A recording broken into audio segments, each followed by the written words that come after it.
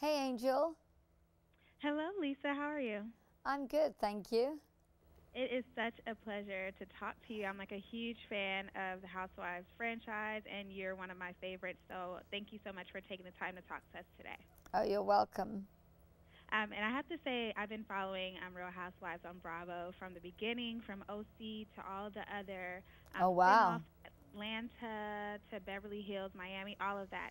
And a lot of times we've seen on the show a lot of relationships between the housewives and their partners, sadly, don't last. But you and Ken have really made it through everything. So, what's the secret behind you and Ken's relationship?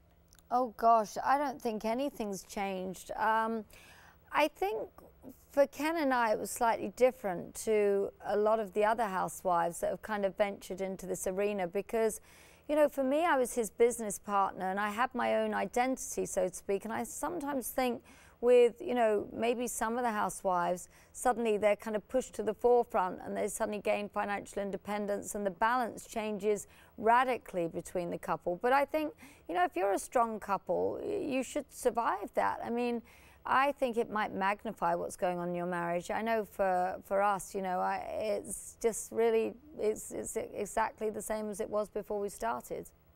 Hmm. Definitely. And speaking of being business partners with your husband, Ken, I know you two have restaurants in LA, Sir and Villa Blanca, which we've seen on the show. And Sir is the focus of another one of your series. So, how do you kind of balance filming between The Real Housewives and Vanderpump Rules? Well, I produced Vanderpump Rules as well, so I just kind of gave them the idea because it was too big a story to fit on to Housewives being an ensemble cast. But yeah, I mean, I am really busy, and I think it was important that Vanderpump Rules wasn't about me so much because I was on, you know, an hour previously on Housewives. I think it had just been too much, you know. But it's my reality. So if I'm going to have a staff meeting, they just follow it. I mean, they shoot a lot of footage and a lot of stuff that you don't see, you know, but they try to tell an accurate story of what's going on there. And a lot of the story is about the staff's backstory rather than the shenanigans in the restaurant. In the restaurant, you know, it runs very efficiently. Gotcha. And we all know you have this book, Simply Divine, and just judging from the shows, we see that you are very good at entertaining your guests. So, what are some of the tips that you have for people who want to entertain and host parties but don't have as much time to prepare? Well, I think that's one of the points of this whole concept for, you know, I can't believe it's not butter.com and this collaboration.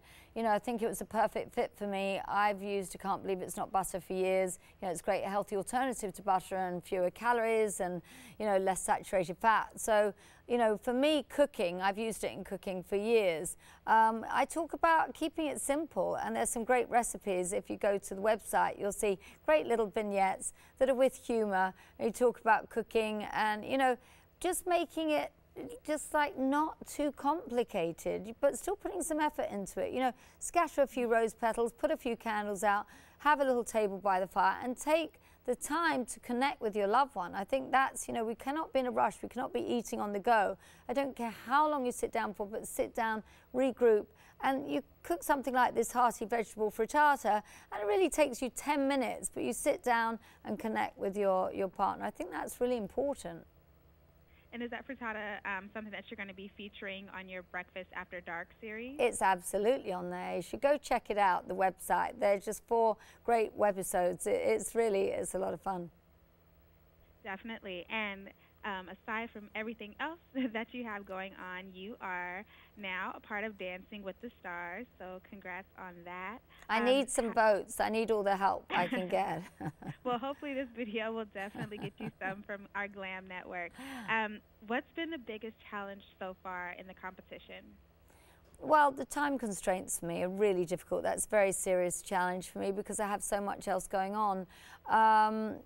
But I think physically it's quite hard to do 4 or 5 hours a day. I mean, I'm 52, I'm not like 21, you know.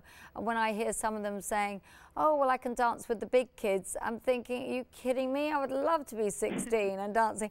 So there's a lot of that, you know, that's challenging. And also putting yourself out there, it's totally different. I've never gone out and performed, you know, in front of thousands or millions of people.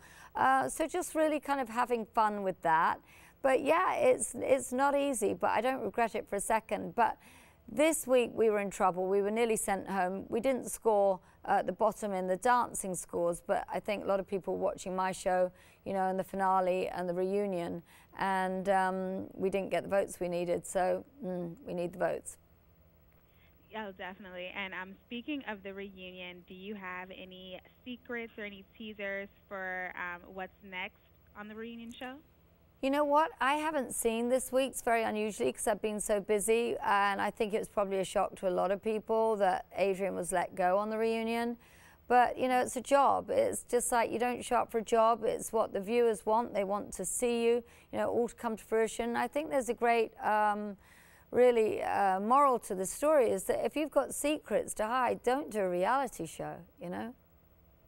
That is probably one of the best things I've heard a reality star say well, ever. people say, you know, people say, oh, it's not their business or it's private. You know, I made it your business when I entered into your living room. That's what you sign up for. So if you don't want things exposed by yourself, then stay home, you know, really. And, you know, there's so many pros and cons, but the pros are wonderful, like just being involved in this project, talking about my charities, just so many things. So, you know, just make the most of it, really, and enjoy the ride. Awesome. Well, thank you so much, Lisa, for talking to us today. And my boyfriend has the biggest crush on you, so I'll tell him that. Oh, okay. I like that. How old's your boyfriend? He's young. He's 25. So I'm old enough to be his mother, but tell him thank you. I'm very flattered. Oh, not at all. Thank you so much, and have a great Thank day. you. Bye-bye. Bye-bye.